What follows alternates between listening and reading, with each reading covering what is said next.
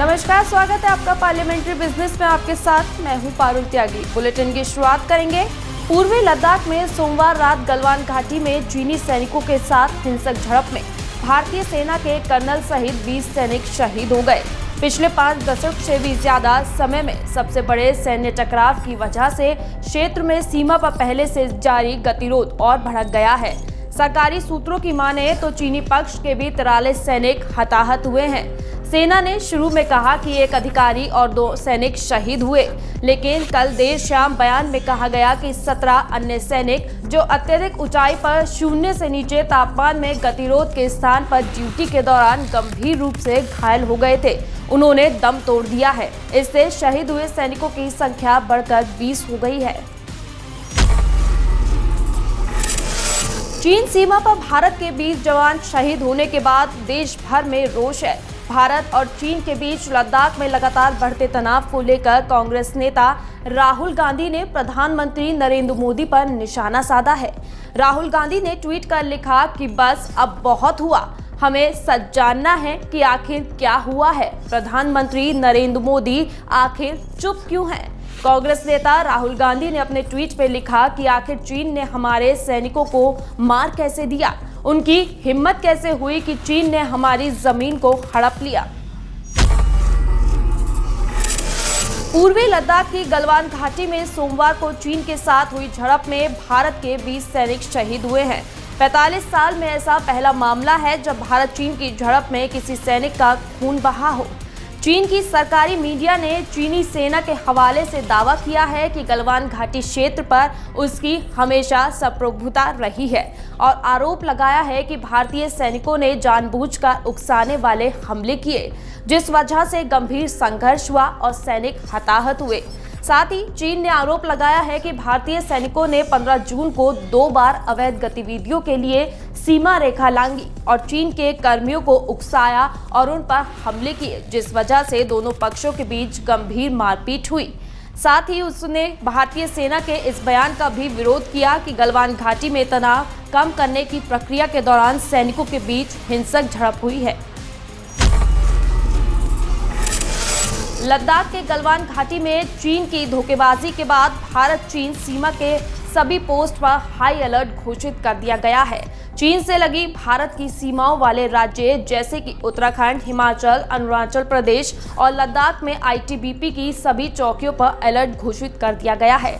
सूत्रों के मुताबिक आईटीबीपी के जवानों ने चीन की हरकत पर नजर रखने के लिए कई जगहों पर लॉन्ग रेंज पेट्रोलिंग और शॉर्ट रेंज पेट्रोलिंग की संख्या बढ़ा दी है।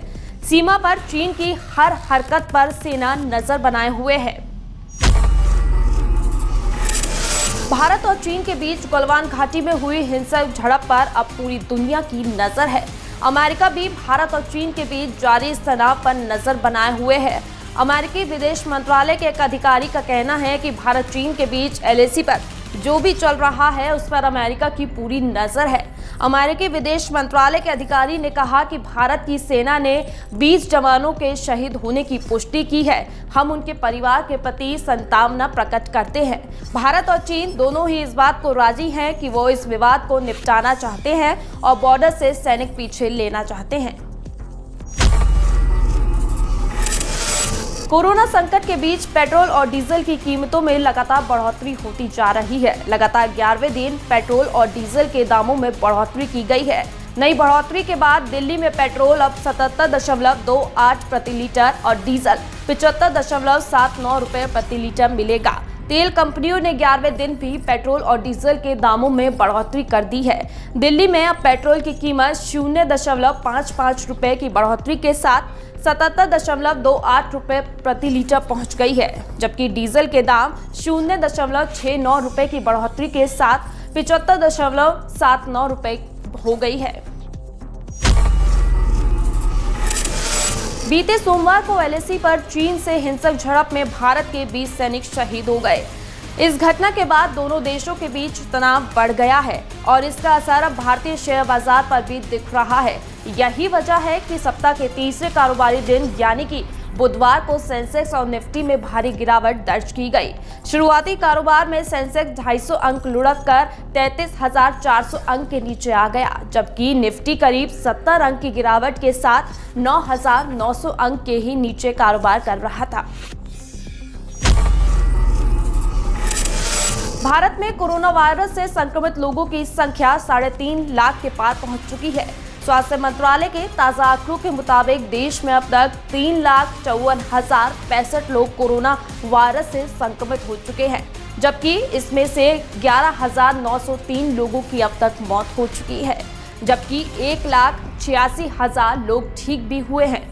बता दें, पिछले 24 घंटे में 10,974 नए मामले कोरोना के सामने आए हैं, लेकिन 2,003 लोगों की पिछले 24 घंटे में मौत भी हुई है। देश में एक दिन में 2,000 मौतों का इतना बड़ा आंकड़ा इसलिए आया क्योंकि कल महाराष्ट्र ने राज्य के मौत के आंकड़े में करीब 1,400 लोगों की मौतों के आंकड़े को और जोड़ दिया है।